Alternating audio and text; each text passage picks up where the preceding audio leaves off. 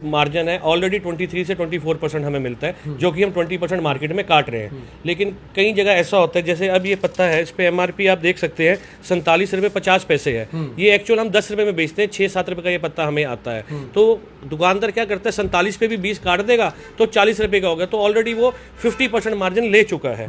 तो कंपनीज अब ऐसे कैसे करते हैं, जैसे प्रोटीन पाउडर है 305 रुपये प्रिंट है, ये हम 305 रुपये छपा हुआ है, आप लीगली 305 में बेच सकते हैं।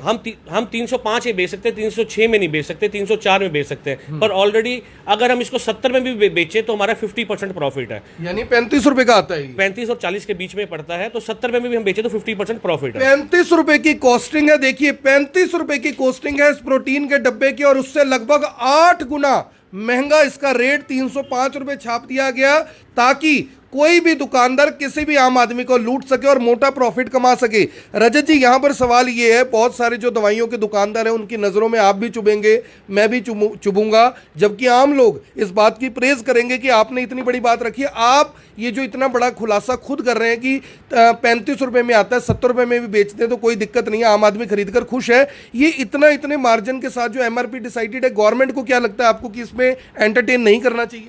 नहीं, गवर्नमेंट को अगर गवर्नमेंट एंटरटेन नहीं करेगी तब तक गरीब आदमी का फायदा नहीं होगा। गरीब आदमी इस टाइम पिस रहा है। इस टाइम जो हालात हैं कोरोना में, लोगों के हालात, फाइनेंशियल पोजीशंस नहीं है, चाहे वो बिजनेसमैन हो चाहे वो गरीब आदमी हो, कि दवा तो एक रोज की हमारी जरूरत है, जिसके लिए हमें इतना मार्जिन लोगों से नहीं लेना चाहिए। और आप 10-15% प्रॉफिट, 20% तक मैक्सिमम अपनी परचेज पे ले, बहुत है। अगर 35 रुपये पे आप 20% लेते हैं तब भी 50 रुपये तक दे, ठीक है।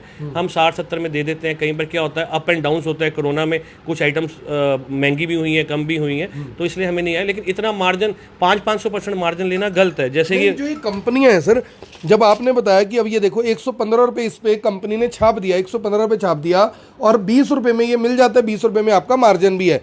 115 रुपये कंपनी का छापने का मकसद क्या है? कंपनी अगर चाहे तो इसका रेट 25 रुपये 30 रुपये रख दे, उन्होंने 115 क्यों छापा? ये क्या नेक्सस है पूरा? कंपनी के इसी में दो, इसी जैसे ये है इस रेबीजोन DSR, इसमें है रेबीपर्जोल, खाली पेट वाला कैप्सूल है।